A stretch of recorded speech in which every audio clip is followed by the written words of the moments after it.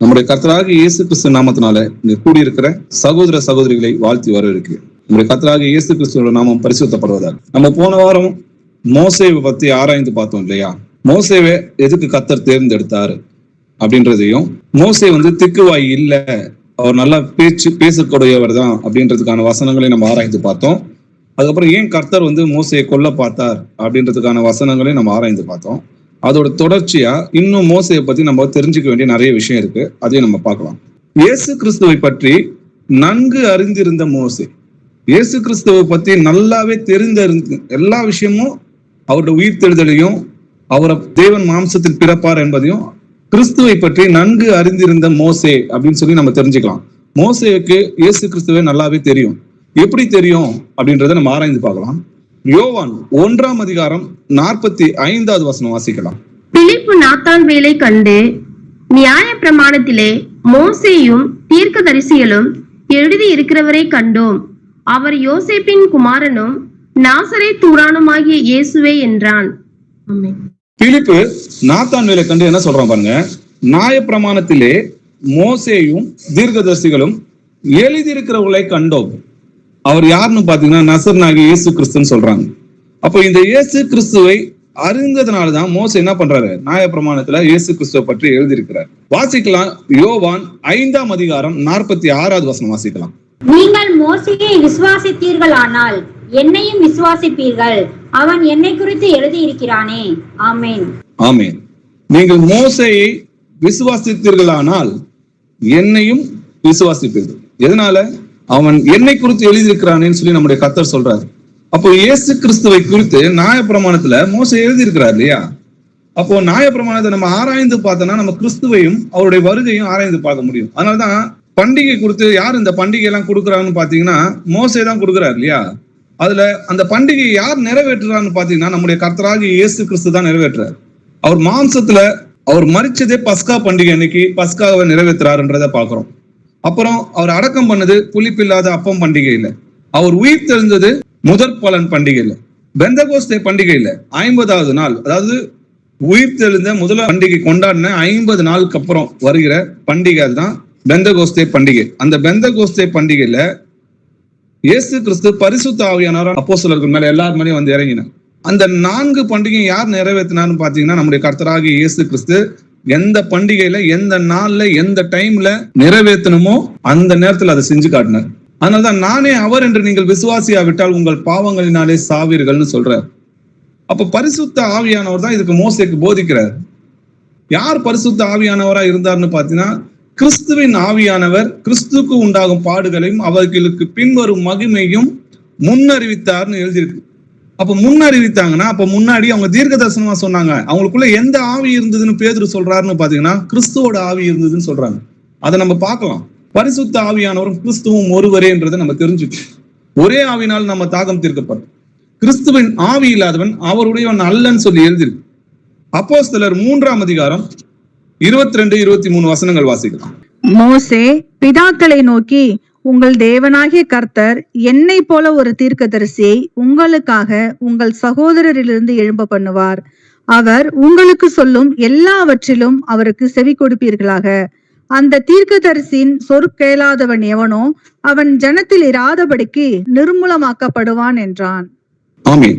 இயேசு கிறிஸ்துவ முன்பு அறிந்திருந்த மோசே பிதாக்களை நோக்கி என்ன சொல்றாருன்னு பாத்தீங்கன்னா, உங்கள் தேவனாகிய கர்த்தர் என்னை போல ஒரு தீர்க்கதரிசியை உங்களுக்காக உங்கள் சகோதரிலிருந்து எழும்ப போனாரு. ஏன் என்ன போலன்னு சொல்றாருன்னு பாத்தீங்கன்னா, பழைய ஏற்பாட்டுல மத்தியஸ்தரா யார் இருந்தான்னு பாத்தீங்கன்னா மோசே தான் இருந்தாரு. இன்னைக்கு ஆவிக்குரிய பிரமாணத்துல நமக்கு மத்தியஸ்தரா இருக்கிறது யாருன்னு பாத்தீங்கன்னா நம்முடைய கர்த்தராகிய இயேசு கிறிஸ்து. அதனாலதான் என்னை போல ஒரு சகோதரனை எழுப்புவான். ஒரு தீர்க்கதரிசின்னு சொல்றாரு. அவர் தீர்க்கதரிசி தான். அதனாலதான் அவர் மரிக்கும் போது என்ன சொல்றாங்க பாத்தீங்கன்னா, கர்த்தர் அவங்க கூடவே வரும்போது அவங்க கேட்பாங்க, நீங்க ஏன் துக்கமா இருக்கிறீங்க அப்படின்னு கேட்கும் போது, இல்ல இயேசுன்னு ஒரு தீர்க்கதரிசி இருந்தாரு, அவரு எங்களை இந்த ரோமர் கையில இருந்து எங்களை மீட்டு ரட்சிப்பார் நாங்க நினைத்திருந்தோம் அப்படின்வாங்க. சில பேர் அவரை தீர்க்கதரிசின்னு சொன்னாங்க இல்லையா? அவர் தீர்க்க தரிசன வசனங்களையும் என்ன பண்ணாரு சொன்னாரு. இனி வரப்போகிறது முன்கூட்டியே என்ன பண்ணாரு அறிவித்தாருன்றதை பார்க்கிறோம். கிறிஸ்துவும் அவர் தான் தீர்க்கதரிசியாவும் இருந்தாருன்றதையும் நம்ம பார்க்கிறோம். அப்போஸ்தலர் 28ஆம் அதிகாரம் 23வது வசனம் வாசிக்கலாம். அதற்காக அவர்கள் ஒரு நாளை குறித்து அநேகம் பேர் அவன் தங்கியிருந்த வீட்டிற்கு அவனிடத்தில் வந்தார்கள். அவன் காலமே தொடங்கி சாயங்காலம் மட்டும் மோசேயின் நியாயப்பிரமாணத்திலும் தீர்க்க தரிசிகளின் ஆகமங்களிலும் இருந்து இயேசுவுக்கு அடுத்த விசேஷங்களை அவர்களுக்கு போதித்து தேவனுடைய ராஜ்யத்தை குறித்து சாட்சி கொடுத்து விஸ்தரித்து பேசினான். ஆமென். பவுல் என்ன பண்றாரு பாருங்க, ஒரு நாளை குறிக்கிறாரு. அநேக பேர் என்ன பண்றாரு, தங்கி இருந்த வீட்டுக்கு வர சொல்றாரு. வந்து நீங்க நியாயப்பிரமாண புஸ்தகத்தை எடுங்க அப்படின்னு சொல்லி அவங்களை எடுக்க வச்சு அந்த நியாயப்பிரமாணத்திலிருந்தும் தீர்க்க தரிசன ஆகமங்களிலிருந்தும் என்ன பண்றாருன்னு பாத்தீங்கன்னா இயேசு கிறிஸ்துவுக்கு அடுத்த விஷயங்களை போதிக்கிறார். இயேசு தான் கிறிஸ்துவாக வருவார் அப்படின்றது, நம்ம இந்த கிறிஸ்து இயேசு கிறிஸ்து தான் அப்படின்றத அவர் திஷ்டாந்தமா போதிக்கிறாரு. இயேசு கிறிஸ்துவை கர்த்தர் என்றும் எங்களையோ உங்களோட ஊழியக்காரர் என்றும் பிரசங்கிக்கிறார்.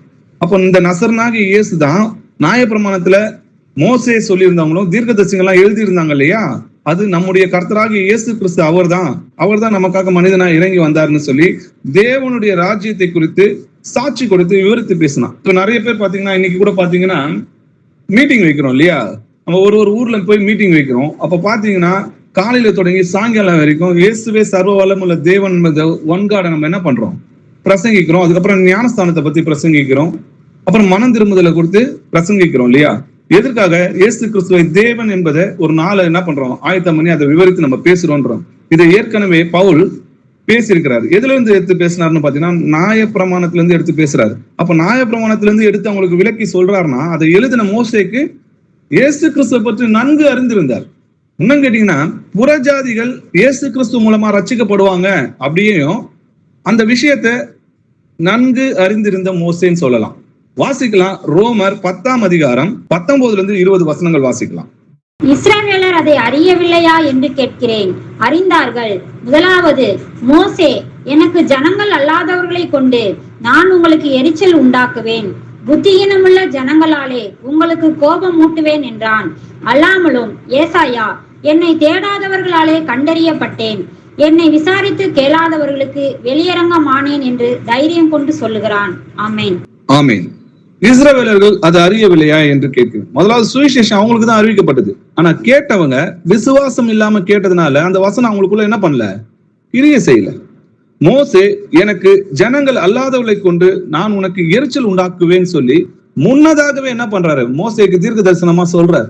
அப்போ புறஜாதிகள் ரட்சிக்கப்படுவாங்கன்றதை ஏசாயாவும் அறிந்திருக்கிறார் இல்லையா. என்னை தேடாதவர்களாலே கண்டறியப்பட்டேன், என்னை விசாரித்து கேளாதவர்களுக்கு வெளியரங்கமானேன்னு சொல்லி எழுதி. இன்னைக்கு இயேசு கிறிஸ்துவை நம்ம தெய்வமாக ஏற்றுக்கொண்டிருக்கிறோமே. அப்போ விசுவாசத்தின் கதவை புறஜாதியருக்கு திறந்தார் சொல்லி வேதத்துல எழுதிருக்கு. அப்போ அந்த விசுவாசத்தின் கதவை திறந்ததுனாலதான் இன்னைக்கு ரட்சிப்பு நமக்கு கிடைத்தது. இது எதனாலன்னு பாத்தீங்கன்னா இஸ்ரவேலோட இருதயத்தை கடினப்படுத்தி நம்மை ரட்சித்தார்னு சொல்லி வேதத்துல எழுதிருக்கு.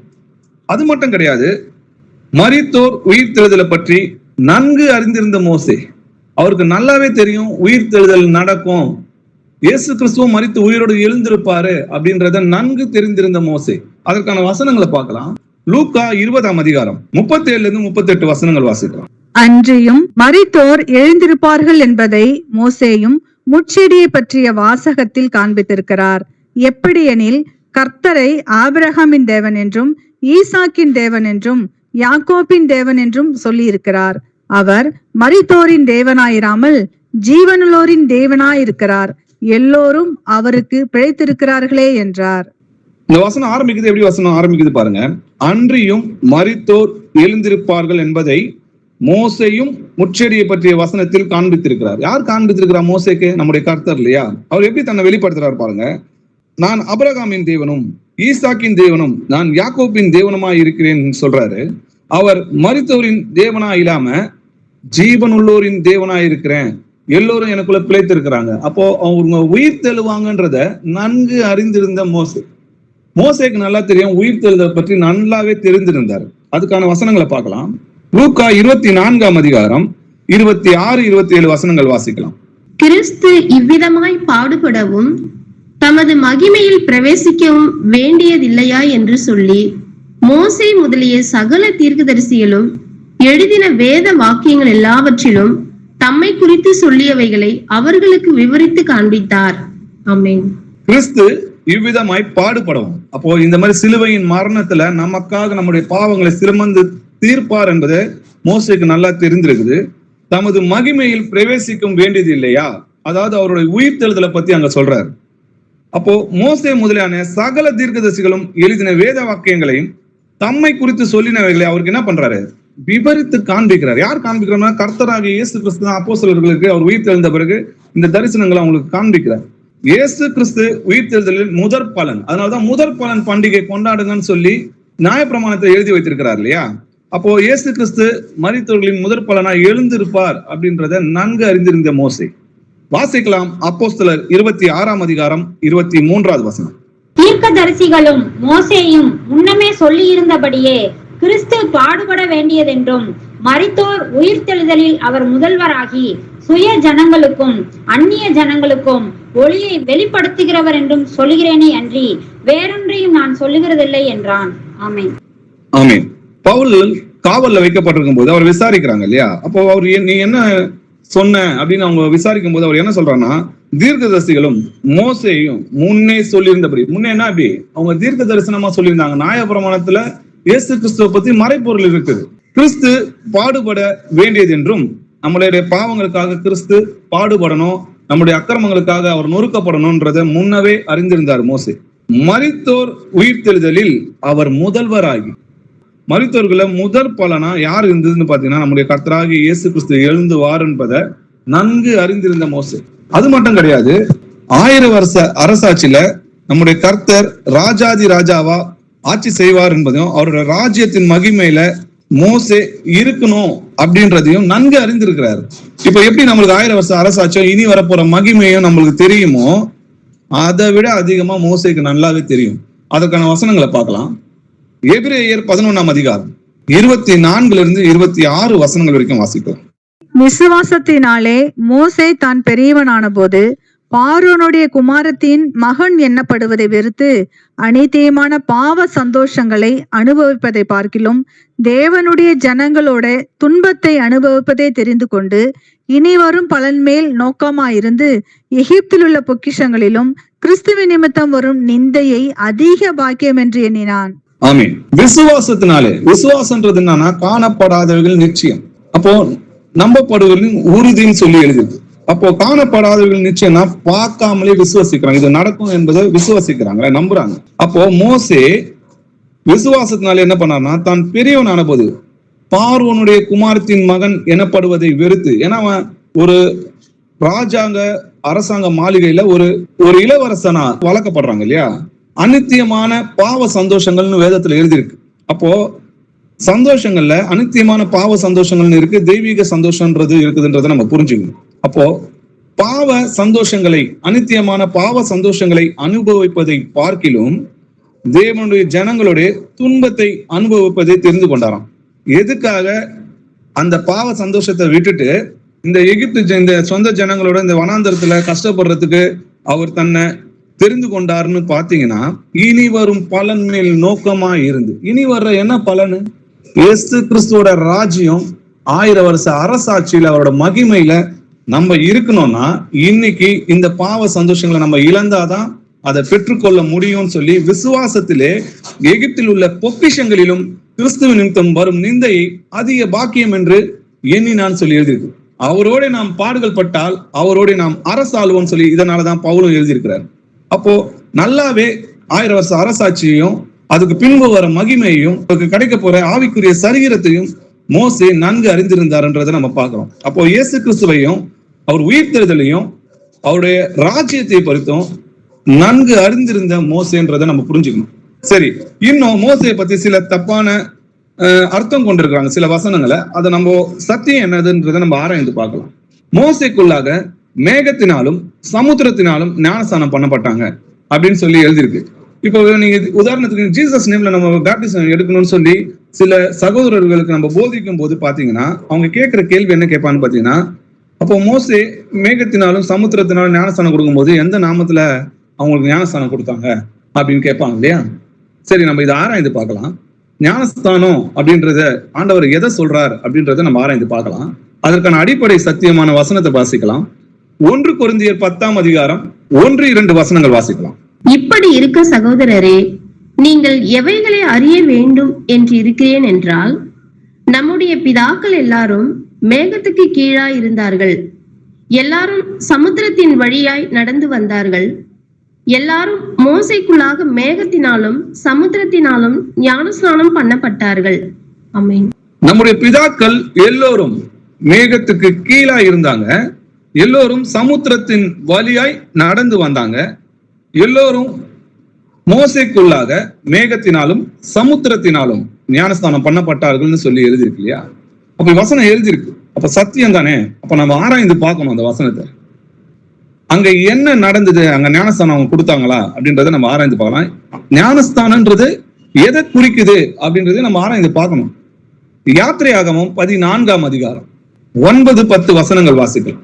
எகிப்தியர் பார்வோனுடைய சகல குதிரைகளோடும் ரதங்களோடும் அவனுடைய குதிரை வீரரோடும் சேனைகளோடும் அவர்களை தொடர்ந்து போய் சமுத்திரத்து அண்டையிலே பாகால் செபோனுக்கு எதிரே இருக்கிற ஈரோத் பள்ளத்தாக்கின் முன்னடியிலே பாளையம் இறங்கி இருக்கிற அவர்களை கிட்டினார்கள். பார்வோன் சமீபித்து வருகிற போது இஸ்ரவேல் புத்திரர் தங்கள் கண்களை ஏறெடுத்து பார்த்து எகிப்தியர் தங்களுக்கு பின்னே வருகிறதை கண்டு மிகவும் பயந்தார்கள். அப்பொழுது இஸ்ரவேல் புத்திரர் கர்த்தரை நோக்கி கூப்பிட்டார்கள். ஆமென். ஆமென்.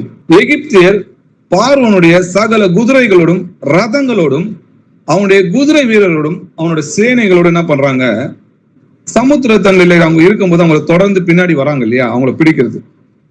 அப்போ பார்வோன் சமீபித்து வருகிறத இஸ்ரவேல் புத்திரருக்கு அவங்க பார்க்கும்போது எகிப்தியர் தனக்கு பின்னாடி வருகிறத பார்த்தோம். அப்போது இஸ்ரவேல் புத்திரர் கர்த்தரை நோக்கி என்ன பண்றாங்க, கூப்பிடுறாங்க, எங்களை ரட்சியுன்னு சொல்லி அவங்க கூப்பிடுறாங்க. அப்போ என்ன நடக்குதுன்றதை நம்ம பார்க்கலாம். அப்போ மோசே என்ன சொல்றான்னு பாருங்க. யாத்திரையாகமம் 14ஆம் அதிகாரம் 13வது வசனம் வாசிக்கலாம். அப்பொழுது மோசே ஜனங்களை நோக்கி, பயப்படாதிருங்கள், நீங்கள் நின்று கொண்டு இன்றைக்கு கர்த்தர் உங்களுக்கு செய்யும் ரட்சிப்பை பாருங்கள். இன்றைக்கு நீங்கள் காண்கிற எகிப்தியரை இனி என்றைக்கும் காண மாட்டீர்கள். இந்த வசனத்தை நல்லா ஆராய்ந்து பாருங்க. அப்பொழுது மோசே ஜனங்களை நோக்கி, பயப்படாதிருங்க, நீங்கள் நின்று கொண்டு இன்றைக்கு கர்த்தர் உங்களுக்கு செய்யும் ரட்சிப்பை பாருங்கள்னு சொல்லியது. அப்போ அங்க என்ன நடந்ததுன்னு பாத்தீங்கன்னா, கர்த்தர் அவங்களை ரட்சித்தாருன்றத நம்ம புரிஞ்சுக்கணும். சரி, அவர் ரட்சித்தாரா அப்படின்றத, என்ன நடந்ததுன்றத கொஞ்சம் வசனத்தோட நம்ம பார்க்கலாம். யாத்திரையாகமம் 14ஆம் அதிகாரம் 21-22 வசனங்கள் வாசிக்கலாம். மோசே தன் கையை சமுத்திரத்தின் மேல் நீட்டினான். அப்பொழுது கர்த்தர் ரா முழுதும் பலத்த கீழ்காற்றினால் சமுத்திரம் ஒதுங்கும்படி செய்து அதை வறண்டு போக பண்ணினார். ஜலம் பிளந்து பிரிந்து போயிற்று. இஸ்ரவேல் புத்திரர் சமுத்திரத்தின் நடுவாக வெட்டாந்தரையிலே நடந்து போனார்கள். அவர்கள் வலது புறத்திலும் அவர்கள் இடது புறத்திலும் ஜலம் அவர்களுக்கு மதிலாக நின்றது. ஆமென். மோசே தன் கையை சமுத்திரத்தின் மேல் நீட்டினான். அப்பொழுது கர்த்தர் என்ன பண்றாரு, கீழ் காற்றினால் சமுத்திரத்தை ஓங்கும்படி செய்து அதை வறண்டு போக பண்ணினார். ஜலம் பிரிந்து போயிட்டுன்றத பாக்குறோம். அப்போ ஜலம் என்ன பண்றது, அப்படி தட்டாந்தரை நடுவாகும், ரெண்டு மதில்கள் போல ரெண்டு பக்கமும் என்ன பண்ணுது, மதில்கள் போல தண்ணி நிக்குது. தரையில எப்படி பாத்தீங்கன்னா வெட்டாந்தரை போல இருந்தது. இஸ்ரவேல் புத்திரர் சமுத்திரத்தின் நடுவாக வெட்டாந்தரையிலே, அதாவது நம்ம வெறும் தரையில நம்ம நடந்து போவோம் பாத்தீங்களா, அது போல அவங்க நடந்து போனாங்க. ஜலம் பாத்தீங்கன்னா வலது பக்கத்துல இடது பக்கத்துல அவர்களுக்கு மதிலாக, அதாவது ஒரு சுவர் போல நின்றதை நம்ம பாக்குறோம். அதிலே யாத்திரையாகமம் 14ஆம் அதிகாரம் 29-30 வசனங்கள் வாசிக்கலாம். இஸ்ரவேல் புத்திரரோ சமுத்திரத்தின் நடுவாக வெட்டாந்தரையின் வழியாய் நடந்து போனார்கள். அவர்கள் வலது புறத்திலும் அவர்கள் இடது புறத்திலும் ஜலம் அவர்களுக்கு மதிலாக நின்றது. இவ்விதமாய் கர்த்தர் அந்நாளிலே இஸ்ரவேலரை எகிப்தியரின் கைக்கு தப்புவித்து ரட்சித்தார். கடற்கரையிலே எகிப்தியர் செத்து கிடக்கிறதை இஸ்ரவேலர் கண்டார்கள். ஆமென். அப்போ ஜலம் பாத்தீங்கன்னா மதில் போல ரெண்டு பக்கமும் நிக்க, வெட்டாந்தரையில நடந்தது போல அவங்க நடந்து போறாங்க. அப்போ கர்த்தர் அந்நாளிலே இஸ்ரவேலரை எகிப்தின் கைக்கு தப்புவித்து ரட்சித்தார்னு போட்டிருக்கு. வசனத்தை நல்லா பார்க்கணும். அங்க ரட்சித்தார்னு போட்டுக்குது. அவங்கள பின்தொடர்ந்து வந்த எகிப்தியர் அவங்க பின்தொடர்ந்து வரும்போது என்ன பண்ணுச்சுன்னா, ஜலம் திரும்பவும் அவங்களை மூடிக்கொண்டது. அதனால எகிப்தருடைய சேனைகள் எல்லாமே செத்து கிடந்தாங்கன்றத நம்ம பாக்குறோம். அப்போ இஸ்ரவேலர்ல என்ன பண்ணா பாத்தீங்கன்னா, அன்னைக்கு அங்க என்ன நடந்ததுன்னு பாத்தீங்கன்னா, இஸ்ரவேல் ஜனங்களை ரட்சித்து எகிப்தியரை அழித்தார்ன்றத நம்ம பாக்குறோம். அங்க என்னன்னு பாத்தீங்கன்னா, எகிப்தருடைய பரம சேனை கிட்ட இருந்தும் இஸ்ரவேல் ஜனங்களை ரட்சித்தார். அதே டைம்ல எகிப்தியரை கொன்று போட்டாருன்றத நம்ம பார்க்கணும். இதேதான் சங்கீதத்துல எழுதியிருக்கு. சங்கீதம் 106 அதிகாரம் 7-8 வசனங்கள் வாசிக்கலாம். எங்கள் பிதாக்கள் எகிப்திலே உம்முடைய அதிசயங்களை உணராமலும் உம்முடைய கிருபைகளின் திரட்சியை நினையாமலும் போய் சிவந்த சமுத்திரத்தின் ஓரத்திலே கலகம் பண்ணினார்கள். ஆனாலும் அவர் தமது வல்லமையை வெளிப்படுத்தும்படி தம்முடைய நாமத்தின் நிமித்தம் அவர்களை ரட்சித்தார். ஆமென். ஆமென். எங்கள் பிதாக்கள் எகிப்திலே உம்முடைய அதிசயங்களை உணராமலும் உம்முடைய கிருபையின் திரட்சியை நினையாமலும் போய் என்ன பண்ணாங்கன்னா சமுத்திரத்துல போய் என்ன பண்றாங்க, ஓரத்துல கலகம் பண்றாங்க. இப்படி எங்களை பார்வோன் கிட்ட சாவறதுக்காக எங்களை இங்க கூட்டு வந்தீங்க, நாங்க எகிப்துல இருந்தா நலமா இருக்குமேன்னு சொல்லி கர்த்தருக்கு விரோதமாகவும் மோசேக்கு விரோதமாகவும் பேசுறாங்க. ஆனாலும் அவர் தமது வல்லமையை வெளிப்படுத்தும்படி தம்முடைய நாமத்தின் நிமித்தம் அவர்களை ரட்சித்தார்னு சொல்லி எழுதிருக்கு. இங்கே என்ன வசனம் எழுதிருக்கு? அவங்களை ரட்சித்தார்னு எழுதிருக்கு. அதிலே சங்கீதம் 106 அதிகாரம் 9-10 வசனங்கள் வாசிக்கலாம். அவர் சிவந்த சமுத்திரத்தை அதட்டினார், அது வற்றி போயிற்று. வெட்டாந்தரையில் நடக்கிறது போல அவர்களை ஆழங்களில் நடந்து போக பண்ணினார். பகைஞன் கைக்கு அவர்களை விலக்கி ரட்சித்து சத்துருவின் கைக்கு அவர்களை விலக்கி மீட்டார். ஆமென். ஆமென். அப்போ சமுத்திரத்தை அதட்டினாரு, அது வற்றி போயிட்டு வெற்றாந்தரை இவ்வளவு இருந்தும் அவன் அந்த ஜனங்களை ஆழங்களை கடக்க பண்ணினாருன்றத பாக்குறோம். பகைஞர் கைக்கு அவர்களை விலக்கி ரட்சித்து சத்ருவின் கைக்கு அவர்களை விலக்கி மீட்டார்னு போட்டு. அப்போ இங்கே என்ன நடந்திருக்குன்னு எழுதியிருக்காங்க, ரட்சிக்கப்பட்டாங்க, மீட்கப்பட்டாங்கன்னு சொல்லி எழுதியிருக்கு. யூதா 1 அதிகாரம் 5வது வசனம் வாசிக்கலாம். நீங்கள் முன்னமே அறிந்திருந்தாலும் நான் உங்களுக்கு நினைப்பூட்ட விரும்புகிறது என்னவெனில், கர்த்தர் தமது ஜனத்தை எகிப்து தேசத்திலிருந்து வரப்பண்ணி ரட்சித்து பின்பு விசுவாசியாதவர்களை அழித்தார். ஆமென். நீங்கள் முன்னமே அறிந்திருந்தாலும் நான் உங்களுக்கு நினைப்பூட்ட விரும்புகிறது என்னதெனில், கர்த்தர் தமது ஜனத்தை எகிப்திலிருந்து வரப்பண்ணி என்ன பண்ணறான், ரட்சித்தார்னு சொல்லி எழுதியிருக்கு. பின்பு விசுவாசியாதவர்களை அழித்தார். அப்போ ரட்சித்து தான் பின்னாடி விசுவாசியாதவர்களை அழித்தார்ன்றதை நம்ம பாக்குறோம் இல்லையா? இப்போ இங்க என்ன வசனம் நம்ம பார்க்க வேண்டியது பாத்தீங்கன்னா, அங்க எல்லா வசனமும் கர்த்தர் ரட்சித்தார் ரட்சித்தார் ரட்சித்தார் தான் எழுதியிருக்கு இல்லையா? அப்போ கடலை ஆண்டவர் என்ன பண்ற, சமுத்திரத்தை 2ஆ பிளந்து இஸ்ரவேல் ஜனங்களை வெட்டாந்தரையில போல நடக்க வச்சு அவங்க கடக்க பண்ணும்போது எகிப்தியர் உள்ள வரும்போது அந்த ஜலம் அவங்கள மூடி இஸ்ரவேல் ஜனங்களை ரட்சித்தாரு, எகிப்தியரை கொன்று போட்டாருன்றதை நம்ம பாக்குறோம். சரி, இது ஞானஸ்தானத்தை குறிக்குது. எப்படின்னு பாத்தீங்கன்னா, இதே ஒரு சம்பவம் பேழையிலையும் ஞானஸ்தானம் எடுக்கப்பட்டாங்கன்னு எழுதியிருக்கு இல்லையா? சரி, பேழையில ஞானஸ்தானம் எடுத்தாங்களா அப்படின்றத நம்ம கேட்டு பார்க்கணும். வாசிக்கலாம். 1 பேதுரு 3 அதிகாரம் 20-21 வசனம் வரைக்கும் வாசிக்கலாம். அந்த ஆவிகள் பூர்வத்திலே நோவா பேழையை ஆயத்தம் பண்ணும் நாட்களிலே தேவன் நீடிய பொறுமையோட காத்திருந்த போது கீழ்ப்படியாமற் போனவைகள் அந்த பேழையிலே சிலராகிய 8 பேர் மாத்திரம் பிரவேசித்து ஜலத்தினாலே காக்கப்பட்டார்கள். அதற்கு ஒப்பனையான ஞானஸ்நானமானது மாமிச அழுக்கை நீக்குதலாயிராமல் தேவனை பற்றும் நல் மனசாட்சியின் உடன்படிக்கையாயிருந்து இப்பொழுது நம்மையும் இயேசு கிறிஸ்துவனுடைய உயிர் தெழுதலினால் ரட்சிக்கிறது. ஆமென். ஆமென். நல்லா பாருங்க, நோவா பேரை ஆயத்தம் பண்ணும் நாட்களில் தேவன் நீடிய பொறுமையோடு காத்திருந்த போது கீழ்ப்படியாமை போனவர்கள். அப்போ யாருமே என்ன பண்ணல, இது மாதிரி ஜலப்பிரளயம் வந்து அழிய போகுதுன்னு சொல்லும் போது யாருமே கீழ்ப்படியாம அவங்க எப்படி இருந்தாங்க, எப்பவும் புசிப்போம் குடிப்போம்னு சொல்லி எப்பவும் போல இன்னைக்கு எப்படி இருக்கிறாங்களோ அது போலதான் அவங்க இருந்தாங்க இல்லையா? அந்த பேழையிலே சிலராகிய 8 பேர் மட்டும் என்ன பண்ணாங்களாம், பிரவேசித்து ஜலத்தால் காக்கப்பட்டாங்க. அப்போ அந்த 8 பேர் காக்கப்பட்டாங்க, மீதி இருக்கிறவங்க எல்லாரையும் கர்த்தர் கொன்னு போட்டார். அதற்கு ஒப்பனையான ஞானஸ்தானம் வந்தது. அப்போ எதற்கு ஒப்பனையா சொல்றாரு பாருங்க, ஞானஸ்தானம் நம்மளை ரட்சிக்கிறது. எப்படின்னு பாத்தீங்கன்னா, அது மாம்ச அழுக்கை நீக்கிறதாக இல்லாமல் தேவனை பற்றும் நல் மனசாட்சியின் உடன்படிக்கையாய் இருந்து இப்பொழுது நம்ம இயேசு கிறிஸ்துவுடைய உயிர்த்தெழுதலில் ரட்சிக்கிறதுன்னு சொல்லி எழுதிருக்கு. அப்போ ஞானஸ்தானம் நம்மளை ரட்சிக்குதான்னு கேட்டா, ஆமா, ஞானஸ்தானம் நம்ம ரட்சிக்கிறது. அது இயேசு கிறிஸ்துவோட நாம் செய்கிற உடன்படிக்கை. நம் பாவங்களுக்கு செத்து நீதிக்கு பிழைத்திருக்கிறோம். அப்போ ஞானஸ்தானம் நம்ம ரட்சிக்கிறது. அந்த ரட்சிக்கிறது தான் அங்க ஞானஸ்தானம் சொல்லி ஆண்டவர் மறைத்து வைத்தார். அதற்கான சில வசனங்களை பார்க்கலாம். எபிரேயர் 11 அதிகாரம் 7வது வசனம் வாசிக்கலாம். விசுவாசத்தினாலே நோவா தற்காலத்திலே காடாதவைகளை குறித்து தேவ எச்சரிப்பு பெற்று பக்தி உள்ளவனாகி தன் குடும்பத்தை ரட்சிப்பதற்கு பேழையை உண்டு பண்ணினான். அதனாலே அவன் உலகம் ஆக்கினைக்குள்ளானதென்று தீர்த்து விசுவாசத்தினால் உண்டாகும் நீதிக்கு சுதந்திரவாளியானான். ஆமென். ஆமீன். விசுவாசத்தினாலே நோவான் போடுதல், அதாவது காணப்படாதவைகளின் நிச்சயம். இந்த மாதிரி ஜலப்பிரளயம் அழிக்க போகுது அப்படின்னு சொல்லி ஆண்டவர் நம்மளுக்கு எச்சரித்தது நிமித்தம் அவன் எப்படி இருந்தானா, தேவ எச்சரிப்பு பெற்று பயபக்தி உள்ளவனாகி தன் குடும்பத்தை ரட்சிப்பதற்கு, நல்லா எதற்காக ரட்சிப்பதற்கு தான் பேழையை உண்டு பண்ணான். அப்ப அந்த பேழை அவனை ரட்சித்தது இல்லையா, அது நீர்ல எல்லாரும் முழுகி போகும்போது அந்த பேழை அவனை ரட்சித்தது. அதே போல வரப்போகிற 3ஆம் உலக போருக்கும் நம்ம அவருக்கு முன்னாடி நிக்கணும்னா இந்த ஞானஸ்தானம் தான் நம்ம ரட்சிக்கும். அதனால்தான் நீங்கள் மீட்கப்படும் நாளுக்கு என்று முத்திரையாக பெற்ற பரிசுத்த ஆவியை துக்கப்படுத்தாதீங்கன்னு சொல்லி எழுது. நீங்கள் ஒவ்வொருவரும் பாவ மன்னிப்புக்கு என்று இயேசு கிறிஸ்துவின் நாமத்தினாலே ஞானஸ்தானம் பெற்றுக் கொள்ளுங்கள், அப்பொழுது பரிசுத்த ஆவியின் வரங்களை பெறுவீங்க. அப்போ பரிசுத்த ஆவியானவர் நமக்குள்ள இருந்தா மட்டும்தான் என்ன பண்ண முடியும், நம்ம ரட்சிக்கப்பட முடியும். அப்போ நம்மளுக்குள்ள பரிசுத்த ஆவி வரணும்னா இயேசு கிறிஸ்து நாமத்திலே நம்ம ஞானஸ்தானம் பெறணும். நம்மளுக்குள்ள எப்படி பரிசுத்த ஆவியானவர் வருவாரு? ரட்சிப்பின் சுவிசேஷத்தை கேட்டு விசுவாசிகளான போது வாக்குத்தத்தம் பண்ணப்பட்ட பரிசுத்த ஆவிக்குள் நாம் முத்திரை பண்ணப்பட்டோம். அப்போ கிரியை இல்லாத விசுவாசம் செத்ததா இருக்குமே. அப்போ நம்ம இயேசு கிறிஸ்து நாமத்துல ஞானஸ்தானம் எடுக்கும். அப்போ கொர்நேலியு வீட்டுக்கு போறாரு.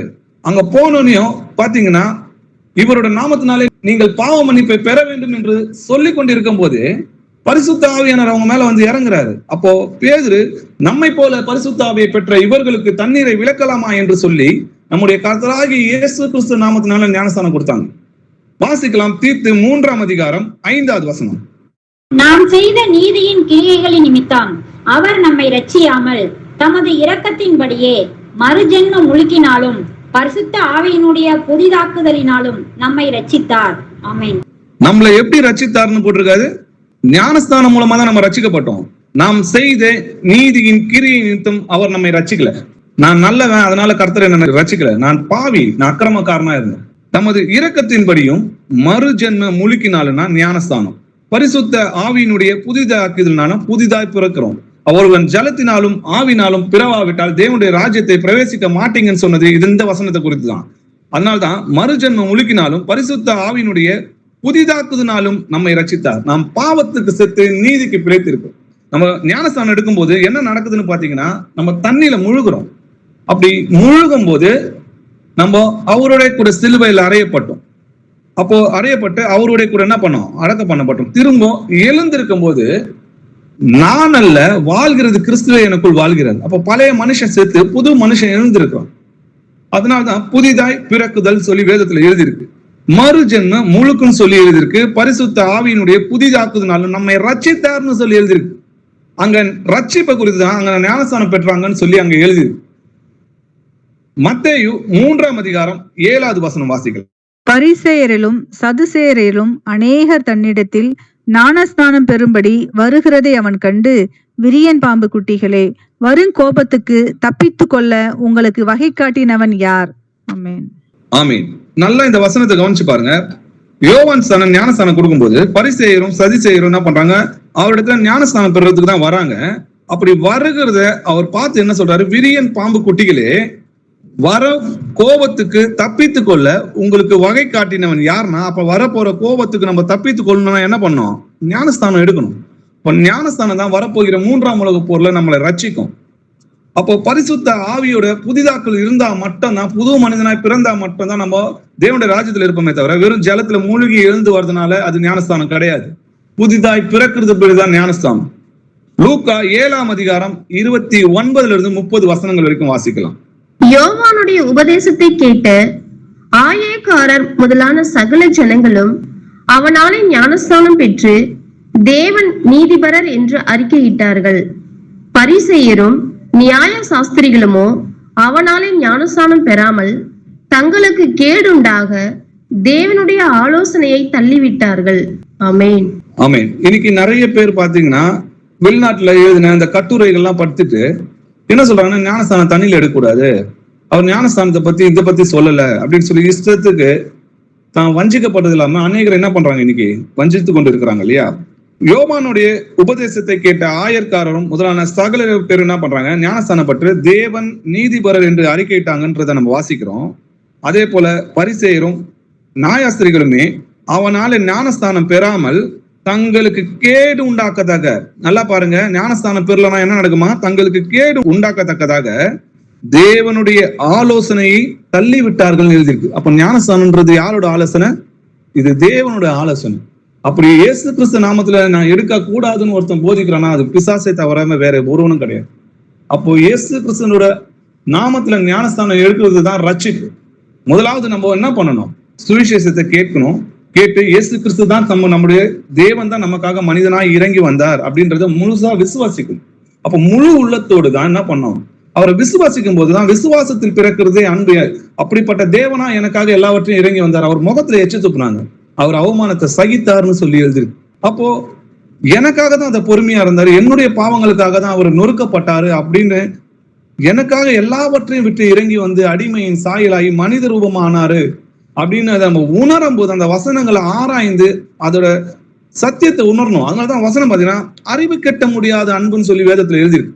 அந்த அன்பின் ஆழம் உயரம் நீளம் என்னதென்று போய் கற்றுக்கொள்ளுங்கள்னு சொல்லி எழுதிருக்கு. அப்படி அந்த அன்பை நம்ம உணரும் போதுதான், விசுவாசிக்கும் போதுதான் அந்த அன்பு பிறக்கும். அதனாலதான் விசுவாசத்தில் பிறப்பதே அன்புன்னு சொல்லி எழுதிருக்கு. அப்பதான் நமக்குள்ள அவர் மேல இருக்கிற அந்த அன்பு தான் என்ன ஆகுதுன்னா பரிசுத்த ஆவியானவரை நமக்குள்ள உருவாகிறார். தேவன் அன்பாவே இருக்கிறார்னு சொல்லி எழுதிருக்கு. சரி, அப்ப சுவிசேஷத்தை கேட்ட பிறகு நான் என்ன பண்ணணும்? அப்போ ஒவ்வொருவரும் நல்லா பாருங்க, இதேதான் பேதுரு வந்து அப்போஸ்தலர் 2ஆம் அதிகாரத்துல இஸ்ரவேல் ஜனங்களுக்கு பிரசங்கிக்கிறாரு. பிரசங்கிக்கும் போது அவங்க கேட்கிறாங்க, நீங்க வந்து சிலுவையில அரைஞ்சிட்டீங்க கிறிஸ்துவ, நம்முடைய கர்த்தரை தான் நீங்க சிலுவையில அரைஞ்சிட்டீங்க, அவங்க குத்தப்பட்டவர்களா, இருதயத்தில் குத்தப்பட்டவர்களா, நாங்க என்ன செய்யணும் அப்படின்னு கேட்கிறாங்க. அப்பதான் பேதுரு சொல்றாரு, நீங்கள் ஒவ்வொருவரும் மனம் திரும்பி பாவ மன்னிப்பு என்று இயேசு கிறிஸ்துவின் நாமத்தினாலே ஞானஸ்தானம் பெற்றுக் கொள்ளுங்கள், அப்பொழுது பரிசுத்த ஆவியின் வரங்களை பெறுவீங்க.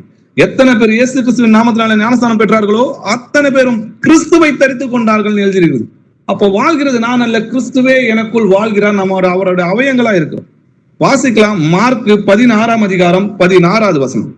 விசுவாசம் உள்ளவனாகி ஞானஸ்தானம் பெற்றவன் ரட்சிக்கப்படுவான், விசுவாசியாதவனோ ஆக்கினைக்குள்ளாக தீர்க்கப்படுவான். ஆமென். விசுவாசம் உள்ளவனாகி ஞானஸ்தானம் பெற்றவன் ரட்சிக்கப்படுவான், விசுவாசியாதவனோ என்ன ஆவான்? ஆக்கினைக்குள்ளாக தீர்க்கப்படுவான்னு சொல்லி எழுதி. அப்போ வரப்போகிற நியாய தீர்ப்புக்கு நம்ம தப்பித்துக் கொள்ளணும்னா நம்ம மனம் திரும்பி புதிதாய் பிறந்து இயேசு கிறிஸ்துவ நாமத்துல ஞானஸ்தானம் எடுக்கணும். எடுத்து முடிவு பரியந்தம் நிலைத்திருக்கணும். ஏன்னா நம்ம ஏற்கனவே ஒரு வசனம் படிச்சோம், நீங்கள் முன்னமே அறிந்திருந்தாலும் நான் உங்களுக்கு நினைப்பூட்ட விரும்புகிறது என்னவெனில், கர்த்தர் தமது ஜனத்தை எகிப்து தேசத்தில் இருந்து வர பண்ணி ரட்சித்து பின்பு விசுவாசியாதவர்களை அளித்தார். அவங்க எல்லாருமே விருத்த சேதனம் பண்ணப்பட்டு தான் எகிப்தை விட்டு கடந்து போனாங்க. பஸ்கா பலியை புசிச்சுட்டு தான் வெளியே போனாங்க. ஆனா அதுல 2 பேர் மட்டும்தான் என்ன பண்ணாங்க? கானான் தேசத்துக்கு போனாங்க. மீதி இருக்கிற எல்லாருமே என்ன பண்ணாரு? வனாந்தரத்துல கொன்று போட்டார். அப்போ அவங்களோட பிள்ளைகள் மாத்திரம் தான் என்ன பண்ணாங்க? கானான் தேசத்துக்கு போனாங்க. அப்போ இன்னைக்கு ஞானஸ்தானம் பெற்றுட்டோம், அதனால நான் எப்படி வேணா வாழ்வேன், எப்படி வேணா இருப்பேன், நான் தேவனுடைய ராஜ்யத்துக்கு போயிருவீங்கன்னா நிச்சயமா போக முடியாது. சொந்த ஜனத்தை தப்ப விடாத கர்த்தர் உங்களையும் என்னையும் தப்ப விட மாட்டார். நம்ம உடன்படிக்கை பண்றோம், ஞானஸ்தானத்துல உடன்படிக்கை பண்றோம் இல்லையா?